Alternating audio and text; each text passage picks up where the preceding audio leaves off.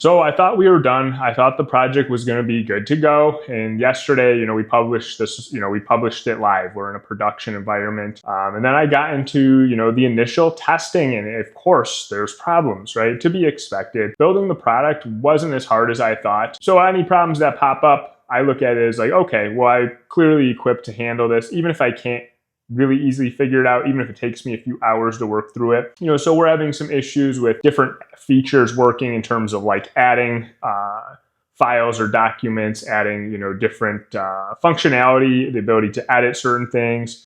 One of our flows doesn't appear to be working on the production environment. So these are all things we kind of got to dive into, dig into, figure out what's going on there. And these are the issues that really, could either make or break your project. Obviously, it's not usable if these features don't work.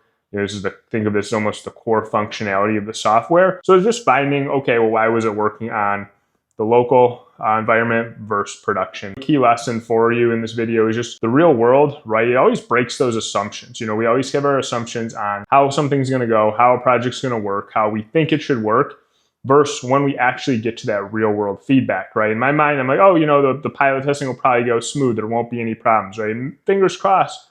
Maybe I'm right, but chances are that won't be the case. So we're building out, documentation on how to handle that, what to look for, what are we actually trying to get out of the pilot testing? What is the result we're going to walk away with? And that will help us improve the product and continue iterating on it, right? So this is just a big thing for me, is just how you react during these stages where you are hitting these kind of snags, these roadblocks.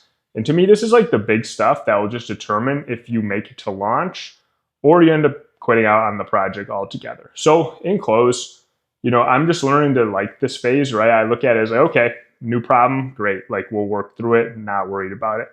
Because every bug, every issue that I fix through right now is essentially just one less headache that the end user is going to have to deal with. So the better the product is going into a launch, that builds the trust, builds the confidence of the end user. And to me, that's just what building real business looks like, right? Refinement, feedback loops, and ultimately delivering on what you said you're going to deliver for your customers and making your tool so good that they can't live without it. With that said, guys, we're building a B2B software business here. Subscribe to the channel for more updates on how we build this, key lessons along the way. If you have any questions, drop them in the comments below. Otherwise, I'll see you next video.